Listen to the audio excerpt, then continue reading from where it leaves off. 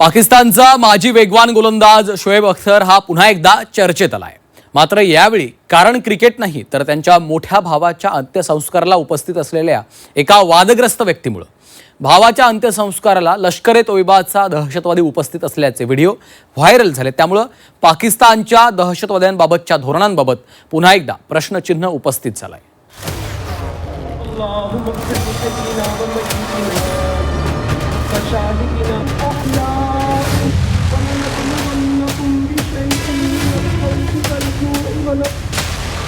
ही दृश्य आहेत पाकिस्तानचा माजी क्रिकेटपटू शोएब अख्तर याचा मोठा भाऊ शाहिद अख्तर यांच्या अंत्यसंस्काराची।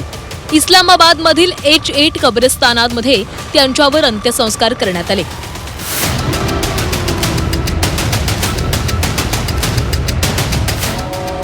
या नमाज जनाजामध्ये सर्वसामान्य नागरिकांसह पाकिस्तानातील क्रिकेट आणि राजकारणाशी संबंधित अनेक मान्यवर उपस्थित होते।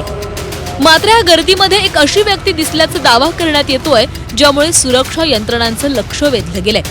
ती व्यक्ती म्हणजे इनाम-उर-रहमान, ज्याचा संबंध लष्कर-ए-तैयबाशी असल्याचा आरोप आहे। लष्कर-ए-तैयबाची राजकीय शाखा मानल्या जाणाऱ्या PMML शी संबंध असल्याचा आरोप असलेला इनाम-उर-रहमान नमाज-ए-जनाजाच्या वेळी तो शोएब अख्तरच्या जवळच्या पहिल्या रांगेत उभा असल्याचंही या व्हिडिओमध्ये दिसून आलंय। PMML संघटनेचा इस्लामाबादमधील तो अध्यक्ष आहे। PMML हाफिज सईदशी संबंधित आंतरराष्ट्रीय स्तरावरील संघटना आहे। PMML म्हणजेच पाकिस्तानी मरकजी मुस्लिम लीग संघटना। इनाम-उर-रहमान हाफिज सईदचा निकटवर्तीय मानला जातो। JUD आणि LAT वरील निर्बंधांनंतर PMML ची स्थापना झाली। रहमानची LAT शी संबंधित काही जणांसोबत अंत्यसंस्काराला हजेरी पाहायला मिळाली। रहमानचे पहलगाम हल्ल्याच्या सूत्रधारासोबतही घनिष्ठ संबंध असल्याचं कळतंय। हा व्हिडिओ समोर आल्यानंतर अनेक प्रश्न उपस्थित होत आहेत। लष्करशी संबंधित असल्याचा आरोप असलेल्या या व्यक्तीचा शोएब अख्तर याच्या कुटुंबियाशी नेमका काय संबंध आहे? एका क्रिकेटपटूच्या कुटुंबातील अंत्यसंस्कारात अशा व्यक्तींची उपस्थिती का होती? यावर आता अनेक चर्चा सुरू झालेल्या आहेत।